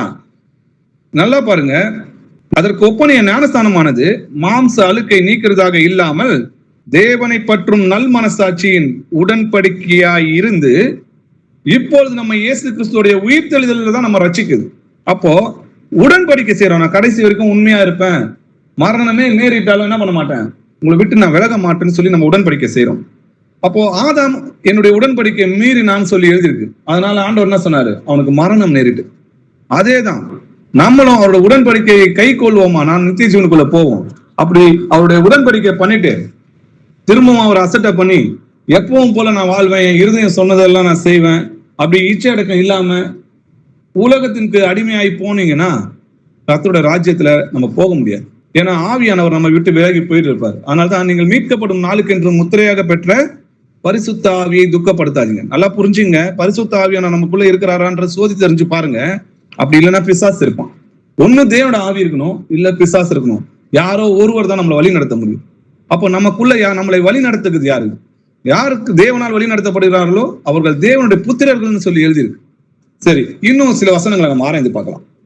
அந்த கண்மலை கிறிஸ்துவேன்னு சொல்லி எழுதியிருக்கு இல்லையா? அந்த கண்மலை கிறிஸ்துவேனா என்ன அப்படின்றத நம்ம ஆராய்ந்து பார்க்கலாம். 1 கொரிந்தியர் 10ஆம் அதிகாரம் 2 - 4 வசனங்கள் வரைக்கும் வாசிக்கலாம். எல்லாரும் மோசேக்குள்ளாக மேகத்தினாலும் சமுத்திரத்தினாலும் ஞானஸ்நானம் பண்ணப்பட்டார்கள். எல்லாரும் ஒரே ஞான போஜனத்தை புசித்தார்கள். எல்லாரும் ஒரே ஞானபானத்தை குடித்தார்கள். எப்படியெனில் அவர்களோடு கூட சென்ற ஞான கன்மலையின் தண்ணீரை குடித்தார்கள். அந்த கன்மலை கிறிஸ்துவே. ஆமென். ஆமென். எல்லோரும் ஒரே ஞான போஜனத்தை புசித்தார்கள், எல்லோரும் ஒரே ஞான பானத்தை குடித்தார்கள். எப்படியெனில் அவர்களோட கூட சென்ற ஞான கன்மலையின் தண்ணீரை குடித்தாங்க. அப்ப அவங்க கூட சென்றுச்சா அந்த கன்மலை அப்படின்னா, நம்ம எழுத்தா பாத்தீங்கன்னா அந்த மலை அவங்க கூட போச்சானா இல்ல. அப்ப அவங்க கூட போன அந்த ஞான கன்மலை என்ன அப்படின்றத கேட்டு பார்க்கணும். அந்த ஞான கன்மலை கிறிஸ்துவேன்னு சொல்லி எழுதியிருக்கு இல்லையா? சரி, வாசிக்கலாம். ஏசாயா 26ஆம் அதிகாரம் 4வது வசனம் வாசிக்கலாம். கர்த்தரை என்றென்றைக்கும் நம்புங்கள், கர்த்தராகிய யெகோவா நித்திய கன்மலையாய் இருக்கிறார். ஆமென். ஆமென். கர்த்தரை என்றென்றைக்கும் நம்புங்கள், கர்த்தராகிய யெகோவா நித்திய கன்மலையா இருக்கிறார். அப்போ யெகோவா தேவன் தான் என்ன பண்ணாரு? அவங்களை கொண்டு செல்றாரு. மோசே கிட்ட தான் முதல்ல என்னுடைய நாமம் யெகோவான்னு சொல்றாரு. நான் யெகோவா, நான் சர்வ வல்லமை உள்ள தேவன் என்னும் நாமத்தினால அபிரகாமு, ஈசாக்கு, யாக்கோப்பு என்பவர்களுக்கு தரிசனமான, ஆனா யெகோவா என்னும் நாமத்தை அவங்க அறியலன்ற. அப்போ யெகோவான்ற நாமத்தை முதல்ல தன்னோட நாமத்தை யாருக்கு வெளிப்படுத்தினார்னு பாத்தீங்கன்னா மோசேக்கு தான். அப்போ மோசே கூட சென்ற அந்த கன்மலை யாருன்னு பாத்தீங்கன்னா பவுல் கிறிஸ்துவேன்னு சொல்றாரு. ஆனா ஏசாயா அந்த கன்மலை யாருன்னு பாத்தீங்கன்னா நித்திய கன்மலை, கர்த்தராகிய யெகோவாவே நித்திய கன்மலையா இருக்கிறார். அப்போ தேவன் தான் நமக்காக மனிதனாக இறங்கி வந்த கிறிஸ்துன்றதை நம்ம புரிஞ்சுக்கணும். 1 சாமுவேல் 2ஆம் அதிகாரம் 2வது வசனம் வாசிக்கலாம். கர்த்தரை போல பரிசுத்தம் உள்ளவர் இல்லை, உம்மை அல்லாமல் வேறொருவரும் இல்லை, எங்கள் தேவனை போல ஒரு கன்மலையும் இல்லை. ஆமென். கர்த்தரை போல பரிசுத்தம் உள்ளவர் இல்லை, உம்மை போல வேறு ஒருவரும் இல்லை, எங்கள் தேவனை போல ஒரு கன்மலையும் இல்லை. 2 கன்மலை இருக்க முடியாது, புரிஞ்சுக்குங்க. 3 பேர்லாம் கிடையாது, தேவன் ஒருவர் தான். பிதாவாகிய தேவன் தான் மனிதனாக இறங்கி வந்தார். பிள்ளைகள் மாம்சமும் ரத்தத்தை உடையவராய் இருக்க அவரும் அவர்களை போல மாம்சமும் ரத்தத்தையும் உடையவர் ஆனார்னு சொல்லி எழுதியிருக்கு. தேவன் மாம்சத்தில் வெளிப்பட்டார்னு சொல்லிதான் வேதத்துல எழுதியிருக்கு. தேவகுமாரன் மாம்சத்தில் வெளிப்பட்டார்னு வேதத்துல எழுதல. வாசிக்கலாம். ஏசாயா 44ஆம் அதிகாரம் 8வது வசனம் வாசிக்கலாம். நீங்கள் கலங்காமலும் பயப்படாமலும் இருங்கள். ஆதி முதற்கொண்டு நான் அதை உனக்கு விளங்க பண்ணினதும் முன் அறிவித்ததும் இல்லையோ? இதற்கு நீங்களே என் சாட்சிகள். என்னை தவிர தேவன் உண்டோ? வேறொரு கன்மலையும் இல்லையே, ஒருவனையும் அறியேன். என்னை தவிர தேவன் உண்டோன்னு சொல்லி வேதத்துல எழுதி, வேறொரு கன்மலையும் இல்லையே, ஒருவனையும் நான் அறியேன்னு சொல்றேன். அப்போ யெகோவா தேவன் தான் அந்த கன்மலை, அதனால்தான் கிறிஸ்துவே அந்த கன்மலைன்னு சொல்லி எழுதி. அவங்களுக்குள்ள அந்த கன்மலையின் ஞான பானத்தை குடித்தாங்கன்னு சொல்லி எழுதியிருக்கு இல்லையா? அப்போ ஞான பானத்தை குடித்தாங்க, ஞான போஜனத்தை புசித்தாங்கன்னு சொல்லி எழுதியிருக்கு இல்லையா? அப்போ ஞான தண்ணீர்னா என்ன? ஜீவ தண்ணீர்னு அர்த்தம். சரி, ஜீவ தண்ணீர்னா என்ன? அது பரிசுத்த ஆவியானவரை குறிக்குதுன்றதை நம்ம புரிஞ்சுக்கலாம். வாசிக்கலாம். யோவான் 6ஆம் அதிகாரம் 35வது வசனம் வாசிக்கலாம். இயேசு அவர்களை நோக்கி, ஜீவ அப்பம் நானே, என்னிடத்தில் வருகிறவன் ஒரு காலம் பசியடையான், என்னிடத்தில் விசுவாசமா இருக்கிறவன் ஒரு காலம் தாகமடையான். ஆமென். ஜீசஸ் சொல்ற வசனத்தை பாருங்களேன். ஜீவ அப்பம் நானேன்றார். மனுஷன் அப்பத்தினால மாத்திரம் கிடையாது, தேவனுடைய வாயிலிருந்து புறப்படுகிற ஒவ்வொரு வார்த்தையிலும் பிழைப்பான்னு சொல்லி எழுதியிருக்கு. அப்போ ஞான போஜனம் பாத்தீங்கன்னா நியாயப்பிரமாணம் அவங்களுக்கு கொடுக்கப்பட்டது. தேவனுடைய வார்த்தை என்ன பண்ணாங்க? அவங்க புசித்தாங்க. என்னிடத்தில் வருகிறவன் ஒரு காலம் பசி அடையான், என்னிடத்தில் விசுவாசமா இருக்கிறான் ஒரு காலம் தாகம் அடையான்னு சொல்லி எழுதிருக்கு. அப்போ அவர்கிட்ட வரவன் தாகம் அடைய மாட்டான் அப்படின்னா இயேசு கிறிஸ்து தான் ஜீவ தண்ணீரை நமக்கு கொடுக்கிறவரா இருக்கிறார்ன்றதை புரிஞ்சுக்கணும். அந்த ஜீவ தண்ணீர்ன்றது இயேசு கிறிஸ்துவ தான் குறிக்குது, அது பரிசுத்த ஆவியானவரை குறிக்குதுன்றதை நம்ம புரிஞ்சுக்கணும். யோவான் 4ஆம் அதிகாரம் 14வது வசனம் வாசிக்கலாம். நான் கொடுக்கும் தண்ணீரை குடிக்கிறவனுக்கோ ஒரு காலம் தாகம் உண்டாகாது, நான் அவனுக்கு கொடுக்கும் தண்ணீர் அவனுக்குள்ளே நித்திய ஜீவகாலமாய் ஊறுகிற நீரூற்றாய் இருக்கும் என்றார். ஆமென். நான் கொடுக்கும் தண்ணீரை குடிக்கிறவனுக்கு ஒரு காலம் தாகம் உண்டாகாதான், நான் அவர்களுக்கு கொடுக்கும் தண்ணீர் அவர்களுக்குள்ளே நித்திய ஜீவ காலமாய் ஜீவ ஊற்றாய் இருக்கிறதுன்றதை நம்ம பாக்குறோம். சரி, அப்போ ஜீவ தண்ணீர், இந்த ஜீவ ஊற்று அப்படின்னு எதை சொல்றாரு? நம்மளால புரிஞ்சுக்க முடியலையே அப்படின்னு நீங்க கேட்டீங்கன்னா தெளிவாவே சொல்வாரு. யோவான் 7ஆம் அதிகாரம் 37 to 39 வசனங்கள் வரைக்கும் வாசிக்கலாம். பண்டிகையின் கடைசி நாளாகிய பிரதான நாளிலே இயேசு நின்று சத்தமிட்டு, ஒருவன் தாகமாயிருந்தால் என்னிடத்தில் வந்து பானம் பண்ண கடவன். வேத வாக்கியம் சொல்லுகிறபடி என்னிடத்தில் விசுவாசமாயிருக்கிறவன் எவனோ அவன் உள்ளத்திலிருந்து ஜீவ தண்ணீருள்ள நதிகள் ஓடும் என்றார். தம்மை விசுவாசிக்கிறவர்கள் அடைய போகிற ஆவியை குறித்து இப்படி சொன்னார். இயேசு இன்னும் மகிமைப்படாதிருந்தபடியினால் பரிசுத்த ஆவி இன்னும் அருளப்படவில்லை. ஆமென். வேத வாக்கியம் சொல்லுகிறபடி என்னிடத்தில் விசுவாசமாய் இருக்கிறவன் எவனோ அவன் உள்ளத்திலிருந்து ஜீவ தண்ணீர் உள்ள நதிகள் ஓடும் சொல்றாரு. தம்மை விசுவாசிக்கிறவங்க அடைய போகிற ஆவியை குறித்து அப்படி சொன்னாரு. அப்போ நம்ம விசுவாசத்தினாலதான் பரிசுத்த ஆவியை பெற்றுக்கொள்கிறோம். அதனாலதான் நம்ம ஏற்கனவே சொன்னோம் இல்லையா, நீங்கள் ரட்சிப்பின் சுவிசேஷத்தை கேட்டு விசுவாசிகள் ஆன போது வாக்குத்தத்தம் பண்ணப்பட்ட பரிசுத்த ஆவிக்குள் நம்ம முத்திரை பண்ணப்பட்டோம். அப்போ கிரியை இல்லாத விசுவாசம் செத்ததா இருக்குமே. அப்போ நீங்க இயேசு கிறிஸ்து நாமத்தினால ஞானஸ்தானம் எடுக்கும்போது நம்ம ரட்சிக்கப்படுறோம். அப்போதான் நமக்குள்ள பரிசுத்த ஆவியினுடைய வரங்களை நம்ம பெறுறோன்றதை நம்ம பாக்குறோம். அந்த பரிசுத்த ஆவியானவர் தான் அவங்களை என்ன பண்ணாரு, யெகோவா தேவன் ஆவியா இருக்கிறார். அவர் பரிசுத்தர், அதனால பரிசுத்த ஆவி. அவர் கிறிஸ்து, அதனால கிறிஸ்துவோட ஆவி. அவர் தேவன், அதனால தேவனோட ஆவி. அவர் தான் என்ன பண்ணாரு, அவர்களை வனாந்தரத்துல அக்னி ஸ்தம்பத்திலையும் மேக ஸ்தம்பத்திலையும் இருந்து அவங்களை வழி நடத்தி கொண்டு வந்தாருன்றதை நம்ம புரிஞ்சுக்கணும். அவர்களோட கூட சென்ற அந்த ஞான கண்மலை யாருன்னு பாத்தீங்கன்னா நம்முடைய இயேசு கிறிஸ்து தான் பழைய ஏற்பாட்டுல பரிசுத்த ஆவியானவராய் இருந்தார். வாசிக்கலாம். யாத்திரையாகமம் 13ஆம் அதிகாரம் 21 22 வசனங்கள் வாசிக்கலாம். அவர்கள் இரவும் பகலும் வழி நடக்க கூடும்படிக்கு கர்த்தர் பகலில் அவர்களை வழிநடத்த மேக ஸ்தம்பத்திலும் இரவில் அவர்களுக்கு வெளிச்சம் காட்ட அக்கினி ஸ்தம்பத்திலும் அவர்களுக்கு முன் சென்றார். பகலிலே மேக ஸ்தம்பமும் இரவிலே அக்கினி ஸ்தம்பமும் ஜனங்களிடத்திலிருந்து விலகி போகவில்லை. ஆமென். ஆமென். அவர்கள் இரவும் பகலும் வழி நடக்கும் கூடும்படிக்கு யார் அவங்களை வழி நடத்துதான்? கர்த்தர் பகலில் அவர்களை வழி நடத்த மேக ஸ்தம்பத்திலும் இரவுல அவங்களுக்கு வெளிச்சம் காட்ட அக்னி ஸ்தம்பத்திலும் அவருக்கு முன் சென்றார்னு எழுதியிருக்கு. யார் முன் சென்றார்? கர்த்தர்னு போட்டுக்குது. பவுல் சொல்றாரு, நாங்கள் எங்களையே பிரசங்கியாமல் இயேசு கிறிஸ்துவை கர்த்தர் என்று பிரசங்கிக்கும்.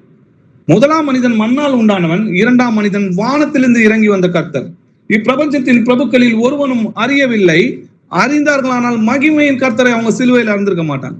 நம்முடைய கர்த்தர் யூத கோத்திரத்தில் தோன்றினார் என்று பிரசித்தமாக இருக்கிறதுன்னு சொல்லி வேதத்துல எழுதியிருக்கு. அப்போ நம்முடைய கர்த்தர் தான் பழைய ஏற்பாட்டுல அவங்களை வழி நடத்தி வந்ததுன்றதை புரிஞ்சுக்கணும். அவர் தான் மாம்சத்தில் நமக்காக ரட்சிப்பார்ல பிறப்பார் என்பதை நன்கு அறிந்திருந்த மோசே. வாசிக்கலாம். ஏசாயா 63ஆம் அதிகாரம் 10வது வசனம். அவர்களோ கலகம் பண்ணி அவருடைய பரிசுத்த ஆவியை விசனப்படுத்தினார்கள்.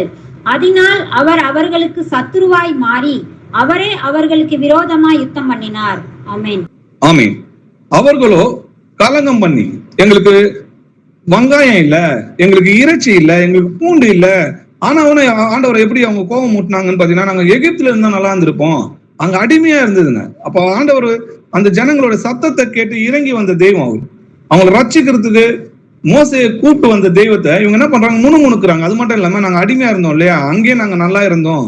அது மட்டும் இல்லாம விக்கிர ஆராதனை செஞ்சு வழியில என்ன பண்ணாங்க, அவருக்கு எரிச்சலை மூட்டுறாங்க.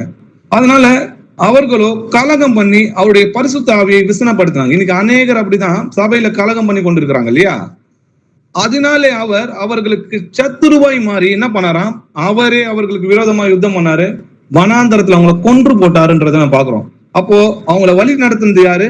பரிசுத்த ஆவின்றதை நம்ம பாக்குறோம். அது யெகோவா தேவன்றதை நம்ம புரிஞ்சுக்கணும். நம்முடைய கர்த்தர் தான் பரிசுத்த ஆவியானவரா இருந்தார்.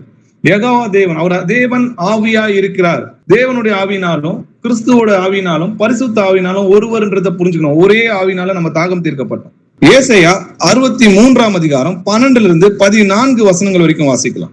அவர்கள் நடுவிலே தம்முடைய பரிசுத்த ஆவியை இருக்க கட்டளையிட்டு மோசேயின் வலது கையை கொண்டு அவர்களை தமது மகிமையின் புயத்தினாலே நடத்தி தமக்கு நித்திய கீர்த்தியை உண்டாக்க அவர்களுக்கு முன்பாக தண்ணீரை பிளந்து ஒரு குதிரை வனாந்தர வெளியிலே நடக்கிறது போல அவர்கள் இடராதபடிக்கு அவர்களை ஆழங்களில் நடக்க பண்ணினவர் எங்கே? கர்த்தருடைய ஆவியானவர் அவர்களை பள்ளத்தாக்கிலே போய் இறங்குகிற மிருக ஜீவன்களை போல இளைப்பார பண்ணினார். இப்படியே தேவரீர் உமக்கு மகிமையுள்ள கீர்த்தியை உண்டாக்கும்படி உம்முடைய ஜனத்தை நடத்தினீர். ஆமென். ஆமென். நடுவிலே தம்முடைய பரிசுத்த ஆவி என்ன பண்ணாராம், அவங்க நடுவுல பரிசுத்த ஆவி இருக்க கட்டளையிட்டாராம். கர்த்தருடைய ஆவியானவர்னு சொல்லி 14வது வசனத்துல எழுதியிருக்கு. அவங்க ஒரு பள்ளத்தாக்குல மிருகங்களை கொண்டு போய் இளைப்பாறுதல் பண்ணுகிறது போல தேவரீர் அவர்கள் என்ன பண்ணாராம், அந்த ஜனத்தை, உங்களுடைய ஜனத்தை நீர் என்ன பண்ணுங்க, வழி நடத்தினீர்னு சொல்லி எழுது. அப்ப அவங்க கூட சென்ற அந்த கண்மலை யாரு? கிறிஸ்துவேன்னு சொல்லி சொல்றாரு இல்லையா பவுல். அப்போ அந்த கிறிஸ்துவே அந்த கண்மலைனா, அப்போ அந்த கண்மலை யாருன்னு வசனம் போய் நீங்க பழைய ஏற்பாடுல படிச்சீங்கன்னா அது யெகோவா தேவன் போட்டுருக்கு. ஆனா தான் சங்கீதக்காரன் சொல்றாரு, வனாந்தரத்துல வழிகளை ஆயத்தம் பண்ணுங்க, வருகிறவருடைய நாமம் யெகோவான்னு போட்டுருது. வனாந்தரங்களை வழிகளை ஆயத்தம் பண்ணது யாருன்னு பாத்தீங்கன்னா யோவான் ஸ்தானன். வந்தது யாருன்னு பாத்தீங்கன்னா நம்முடைய கர்த்தராகி இயேசு கிறிஸ்துன்றதை நம்ம புரிஞ்சுக்கணும். எத்தனை பேர் சுவிசேஷம் அறிவித்தாங்களோ இயேசு கிறிஸ்து உயிரோட எழுந்த பிறகு அவரை தேவன் என்பதை தான் அறிவிக்கிறாங்க. பவுல் என்ன சொல்றாரு பாருங்க, இவரே என்றென்றைக்கும் ஸ்தோத்தரிக்கப்பட்ட சர்வத்திற்கும் மேலான தேவன் சொல்றாரு. யோவான் என்ன சொல்றாரு, இவரே மெய்யான தேவனும் நித்திய ஜீவனுமா இருக்கிறார். வெளிப்படுத்தின விஷயத்துல நான் சர்வ வல்லமை உள்ள கர்த்தர்னு சொல்லி எழுதியிருக்கு. நம்மளுக்கு 2 சர்வ வல்லம் உள்ள கர்த்தர் இருக்க முடியுமா? சிந்திச்சு பாருங்க. இருந்தவரும் இருக்கிறவரும் வருகிறவருமாகிய சர்வ வல்லம் உள்ள தேவனாகிய கர்த்தர்னு இருக்கு. அங்க பாத்தீங்கன்னா வெளிப்படுத்தின விசேஷம் 4ஆம் அதிகாரத்துல 2வது வசனத்துல ஒரு சிங்காசனம் இருந்துச்சு, அதுல ஒருவர் தான் வீட்டு இருந்தாருன்றதை நம்ம பார்க்கணும். அப்போ வருகிறவர்னு போட்டிருக்கு. யாருக்காக நம்ம காத்து கொண்டு இருக்கிறோம்? நம்முடைய கர்த்தராகி இயேசு கிறிஸ்துக்காக, நம்முடைய ரட்சகருக்காக எதிர்பார்த்து கொண்டு இருக்கிறோம் இல்லையா? மகாதேவன் சொல்லி தீத்துல எழுதி வச்சிருக்காரு. யார் இந்த மகாதேவன்? நீங்க சங்கீதத்துல போய் ஆராய்ந்து பார்த்திருக்கிறீங்களா? எல்லா தேவர்களுக்கும் மகாராஜாவா இருக்கிற கர்த்தரே மகாதேவன் சொல்லி எழுதியிருக்கு. அப்போ எத்தனை பேர் சுவிசேஷம் அறிவித்தாங்களோ அத்தனை பேரும் இயேசுவை கர்த்தர்னு தான் அறிவிக்கிறாங்க. பேதுரு கிட்ட கேட்கிறாரு, நான் யாருன்னு? நீ ஜீவனுள்ள தேவனுடைய குமாரனாகி கிறிஸ்துன்னு சொல்றாரு. ஆனா பேதுரு எழுதும்போது நம்முடைய தேவனும் நமது கர்த்தருமா இருக்கிற இயேசு கிறிஸ்துன்னு சொல்றாரு. அப்போ எத்தனை பேர் சுவிசேஷம் எழுதினாங்களோ அத்தனை பேரும் இயேசு கிறிஸ்துவை தேவன் சொல்லிதான் அறிக்கை பண்ணாங்க. கிறிஸ்துவை பரீட்சை பார்த்து பாம்புகளால் அழிக்கப்பட்டாங்கன்னு வாசிக்கிறோம் இல்லையா? வாசிக்கலாம். 1 கொரிந்தியர் 10ஆம் அதிகாரம் 9வது வசனம். அவர்களில் சிலர் கிறிஸ்துவை பரீட்சை பார்த்து பாம்புகளால் அழிக்கப்பட்டார்கள், அதுபோல நாமும் கிறிஸ்துவை பரீட்சை பாராதிருப்போமாக. ஆமென். நம்ம ஏற்கனவே வாசிச்ச வசனத்துல இது 9வது வசனம். சிலர் கிறிஸ்துவை பரீட்சை பார்த்து பாம்புகளால் அழிக்கப்பட்டார்கள், அதுபோல நாமும் கிறிஸ்துவை பரீட்சை பாராதிருப்போமாகன்னு சொல்லி பவுல் எழுதுறாரு. பழைய ஏற்பாட்டுல எப்பங்க கிறிஸ்துவ பரீட்சை பார்த்தாங்க? அதை ஆராய்ச்சி பார்க்கலாமா? என்னாகமம் 21ஆம் அதிகாரம் 5-6 வசனங்கள் வாசிக்கலாம். ஜனங்கள் தேவனுக்கும் மோசேக்கும் விரோதமாக பேசி, நாங்கள் வனாந்திரத்திலே சாகும்படி நீங்கள் எங்களை எகிப்து தேசத்தில் இருந்து வரப்பண்ணினது என்ன? இங்கே அப்பமும் இல்லை தண்ணீரும் இல்லை, இந்த அற்பமான உணவு எங்கள் மனதுக்கு வெறுப்பாய் இருக்கிறது என்றார்கள். அப்பொழுது கர்த்தர் கொள்ளிவாய் சர்ப்பங்களை ஜனங்களுக்குள்ளே அனுப்பினார். அவைகள் ஜனங்களை கடித்ததினால் இஸ்ரவேலருக்குள்ளே அநேக ஜனங்கள் செத்தார்கள். ஆமென். ஆமென். ஜனங்கள் தேவனுக்கும் மோசேக்கும் விரோதமாக பேசுறாங்க இல்லையா?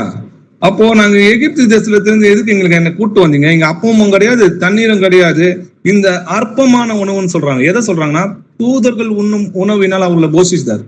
அப்படி அந்த உணவை சாப்பிட்டுட்டு அவங்க என்ன சொல்றாங்க பாருங்க, எங்களுக்கு வெறுப்பா இருக்கிறதுன்றாங்க. அது எங்களுக்கு மனசுக்கு எப்படி இருந்துச்சா? வெறுப்பா இருந்துச்சு சொல்றாரு.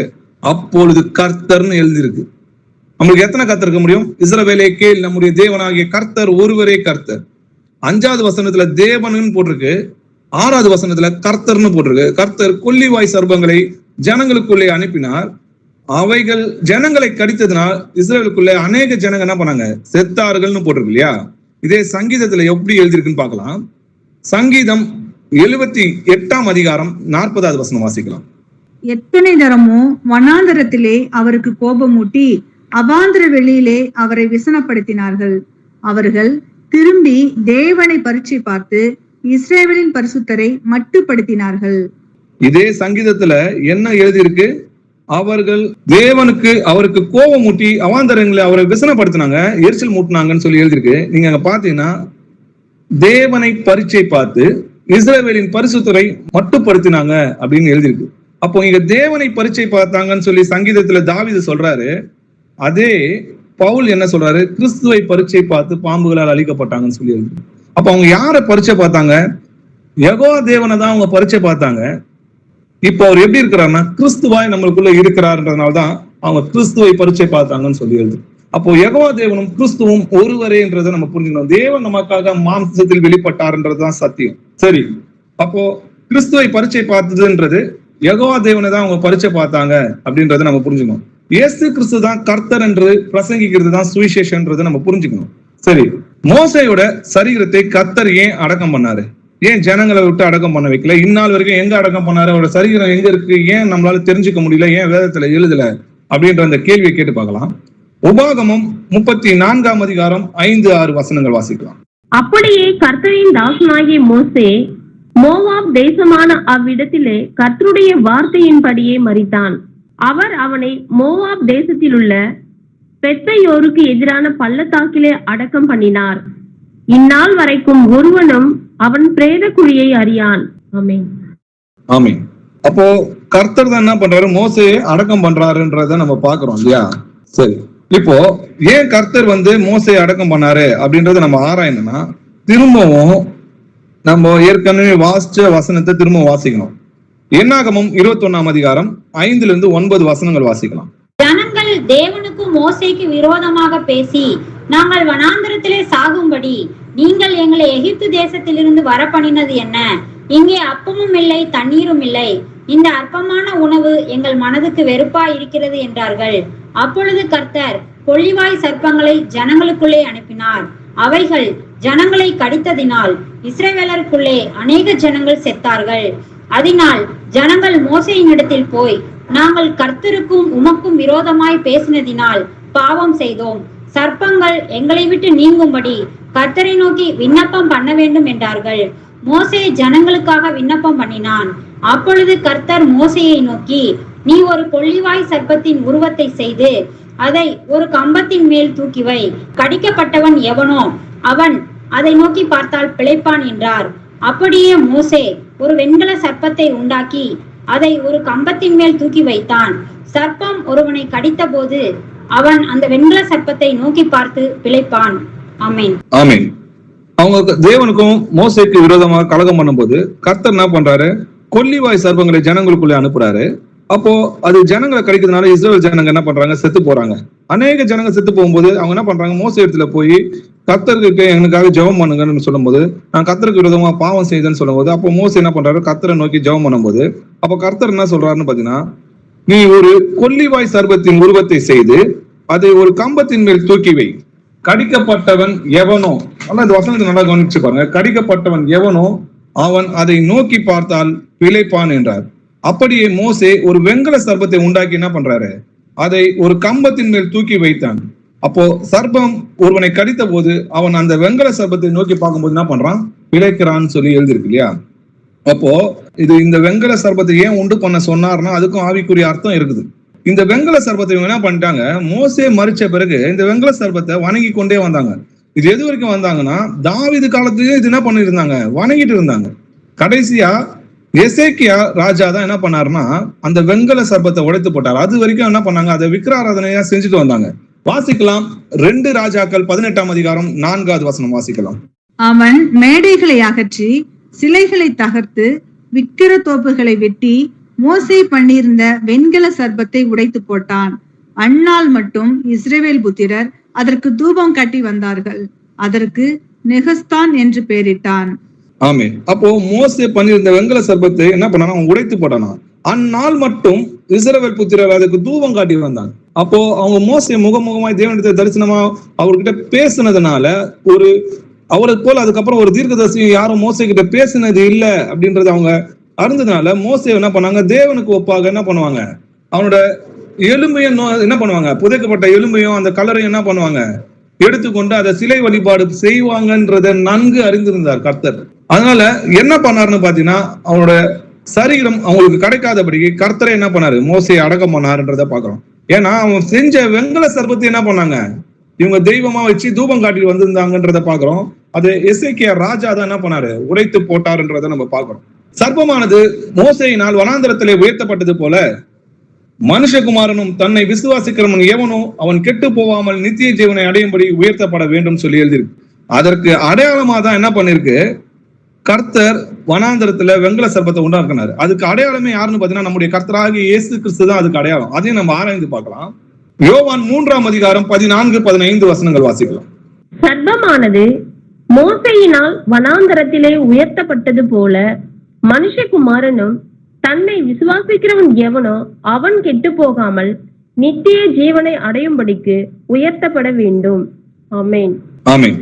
சர்ப்பமானது எப்படி மோசையினால உயர்த்தப்பட்டதோ அதே போல இயேசு கிறிஸ்துவை விசுவாசிக்கிறவங்க என்ன பண்ணோம்? நித்திய ஜீவனை அடையும்படிக்கு உயர்த்தப்பட வேண்டும் சொல்றாரு இல்லையா?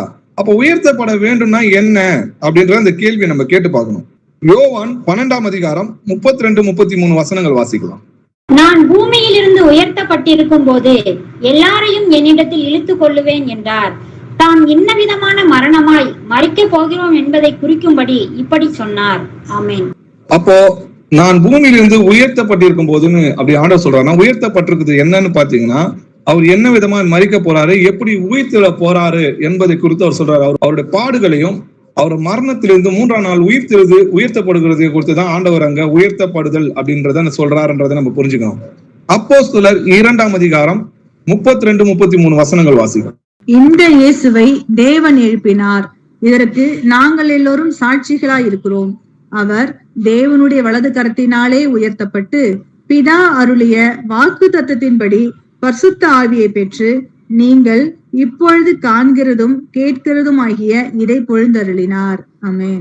இந்த இயேசுவை தேவன் எழுப்பினார், இதற்கு நாங்கள் எல்லோரும் சாட்சிகளா இருக்கிறோம். ஆமென். அவர் தேவனுடைய வலது கரத்தினாலே உயர்த்தப்பட்டு, எப்படி மோசையினால சர்ப்பம் உயர்த்தப்பட்டதோ அதே போல தேவனுடைய வலது கரத்தினால இயேசு கிறிஸ்துவும் உயர்த்தப்பட்டு உயிர்த்தெழுதல்ல தேவனுடைய வலது வருஷத்துல வீட்டிருக்கிறார் என்றதை நம்ம பார்க்கிறோம். அப்போஸ்தலர் 5ஆம் அதிகாரம் 30-31 வசனங்கள் வாசிக்கலாம். நீங்கள் மரத்திலே தூக்கி கொலை செய்த இயேசுவை நம்முடைய பிதாக்களின் தேவன் எழுப்பி இஸ்ரவேலுக்கு மனம் திரும்புதலையும் பாவ மன்னிப்பையும் அருளுகிறதற்காக அவரை அதிபதியாகவும் இரட்சகராகவும் தமது வலது கரத்தினாலே உயர்த்தினார். ஆமென். ஆமென். நீங்கள் மரத்திலே தூக்கி, எப்படி சர்பத்தை ஒரு கம்பத்துல தூக்கி வச்சாங்களோ அதே போல இயேசு கிறிஸ்துவும் மரத்துல தூக்கி தான் கொலை செய்யப்பட்டார்ன்றதை நம்ம பாக்குறோம். அதே போல தேவன் அவரை எழுப்பி தமது வலது கயத்தினாலே என்ன பண்ணாரு, உங்களுக்கு ரட்சிபதியாகவும் அதிபதியாகவும் உயர்த்தினார்ன்றதை நம்ம பாக்குறோம். மரத்திலே தூக்கப்பட்டவன் எவனும் சபிக்கப்பட்டவன் சொல்லி எழுதியிருக்கு. அப்போ மரத்துல தூக்கப்பட்ட எவனும் சபிக்கப்பட்டவன் என்று எழுதியிருக்கிறபடி கிறிஸ்துவும் நமக்காக சாபமாகி நியாயப்பிரமாணத்தின் சாபத்திலிருந்து நம்மை விடுதலாக்கி மீட்டு கொண்டார். அப்போ எப்படி சர்ப்பத்தை நோக்கி பார்த்தவங்க எல்லாம் பிழைத்தார்களோ அதே போல அவரை நோக்கி பார்த்தவர்கள் பிரகாசம் அடைந்தார்கள் சொல்லி வேதத்தில் எழுதியிருக்கு. வாசிக்கலாம். சங்கீதம் 34ஆம் அதிகாரம் 4-5 வசனங்கள் வாசிக்கலாம். நான் கர்த்தரை தேடினேன், அவர் எனக்கு செவி கொடுத்து என்னுடைய எல்லா பயத்துக்கும் என்னை நீங்களாக்கி விட்டார். அவர்கள் அவரை நோக்கி பார்த்து பிரகாசம் அடைந்தார்கள், அவர்கள் முகங்கள் வெட்கப்படவில்லை. ஆமென். ஆமென். நான் கர்த்தரை தேடினேன், அவர் எனக்கு செவி கொடுத்து என்னுடைய எல்லா பயத்துக்கும் என்னை நீக்கி விடுதலாக்கி விட்டார். அவர்கள் என்னை நோக்கி பார்த்து பிரகாசம் அடைந்தார்கள், அவர்கள் முகம் வெட்கப்படவில்லைன்னு சொல்லி எழுதிருக்கு. அப்ப எப்ப அவரை தேடுவாங்கன்னு பாத்தீங்கன்னா, ஆபத்து காலத்தில் கருத்தாய் கர்த்தரை தேடுவாங்கன்னு சொல்லி எழுது. அது இஸ்ரவேலுக்கு இக்கட்டு காலம்னு சொல்லி எழுதி இருக்கு இல்லையா? அப்போ அவங்க சத்துருக்களால சூழ்ந்து கொண்டு இருப்பாங்க. இஸ்ரவேல சகல ஜாதிகள் என்ன பண்ணுவாங்க, சூழ்ந்து கொண்டு ஜெருசலேம் பிடிக்கப்படும், பெண்கள் அவமானப்படுவாங்க. அப்போ அவங்க என்ன பண்ணுவாங்க பாத்தீங்கன்னா, யெகோவா தேவனே எங்களை ரட்சிக்கிறதுக்கு எங்க மீட்பர் வருவார்னு சொன்னீங்களே, எங்க மீட்பர், நாங்க மரிக்க போறோமே, நாங்க அழிந்து போறோமேன்னு சொல்லும் போது கர்த்தர் யுத்த வீரனை போல வருவார். அவர்களை கண்டு அவரை நோக்கி பார்த்துதான் என்ன பண்ணுவாங்க, இவங்க பிரகாசம் அடைவாங்க. அவர் வந்து அவர்களை ரட்சிப்பார்னு சொல்லி வேதத்துல எழுதிருக்கு. அவர் சீயோனிலிருந்து, அதாவது பரலோகத்திலிருந்து இறங்கி வந்து அவர்களை ரட்சிப்பார்னு சொல்லி வேதத்துல எழுதிருக்கு. அவர் சீயோனிலிருந்து வந்து யாக்கோப்பின் அவபக்தியை நீக்குவார்னு சொல்லி எழுதிருக்கு. அவரை நோக்கி பார்த்துதான் இவங்க பிரகாசம் அடைவாங்க. அதனால்தான் பாருங்க, இதோ மேகங்களுடனே வருகிறார், கண்கள் யாவும் அவரை காணும், அவரை குத்தினவர்களும் அவரை காண்பார்கள், பூமியின் கோத்திரத்தார் எல்லோரும் அவரை பார்த்து புலம்புவார்கள். அப்படியே ஆகும். இவங்க என்ன நினைச்சுக்கிறாங்கன்னா, பூமியின் கோத்திரத்தார் எல்லோரும்னா பூமியில இருக்கிற எல்லா ஜனங்களும் அவரை பார்க்க முடியும், பார்ப்பாங்கன்னு நினைச்சுக்காங்க. பரிசுத்தம் இல்லாமல் தேவனை ஒருவனை தரிசிக்க முடியாதுன்னு எழுதிருக்கு. அப்போ பூமியில இருக்கிற சகல கோத்திரத்தாரும் பார்த்து புலம்புவாங்க அப்படின்னா, அந்த கோத்திரத்தார் யாருன்னு பாத்தீங்கன்னா இஸ்ரவேல் கோத்திரத்தார் தான். வாசிக்கலாம். சகரியா 12ஆம் அதிகாரம் 10வது வசனம் வாசிக்கலாம். நான் தாவீது குடும்பத்தாரின் மேலும் எருசலேம் குடிகளின் மேலும் கிருபையின் ஆவியையும் விண்ணப்பங்களின் ஆவியையும் ஊற்றுவேன். அப்பொழுது அவர்கள் தாங்கள் குத்தின என்னை நோக்கி பார்த்து, ஒருவன் தன் ஒரே பேரானவனுக்காக புலம்புகிறது போல எனக்காக புலம்பி, ஒருவன் தன் தலைச்சன் பிள்ளைக்காக துக்கிக்கிறது போல எனக்காக மனம் கசந்து துக்கிப்பார்கள். ஆமென். நான் தாவீதின் குடும்பத்தாரின் மேலும் ஜெருசலேமின் குடிகளின் மேலும் கிருபையின் ஆவியும் விண்ணப்பத்தின் ஆவியும் ஊற்றுவேன்னு சொல்றாரு. நீங்க அதுக்கப்புறம் பாத்தீங்கன்னா கோத்திரமா லேவி கோத்திரம் தனியமா, யூத கோத்திரம் தனியமா, தனித்தனியே என்ன பண்ணுவாங்க, புலம்புவார்கள்னு சொல்லி சகரியா 12ஆம் அதிகாரம் 11-12 வசனங்கள்லாம் எழுதியிருக்கு. அப்போ அந்த கோத்திரங்கள்னு சொல்றது இஸ்ரவேல் கோத்திரங்களை தான் ஆண்டவர் சொல்றாருன்றதை புரிஞ்சுக்கணும். அப்போ அவர் கிருபையின் ஆவியும் விண்ணப்பத்தின் ஆவியும் ஊற்றும் போது அவங்களை மன்னிக்கிறாருன்னு அர்த்தம்.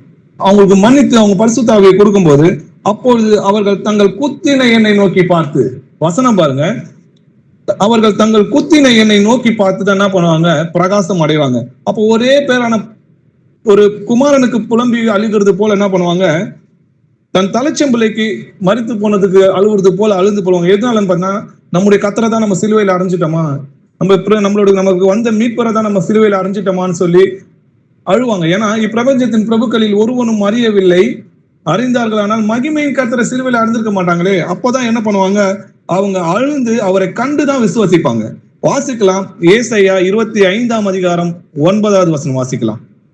அக்காலத்திலே இதோ இவரே நம்முடைய தேவன், இவருக்காக காத்திருந்தோம், இவர் நம்மை ரட்சிப்பார், இவரே கர்த்தர், இவருக்காக காத்திருந்தோம், இவருடைய ரட்சிப்பினால் களி கூர்ந்து மகிழ்வோம் என்று சொல்லப்படும்.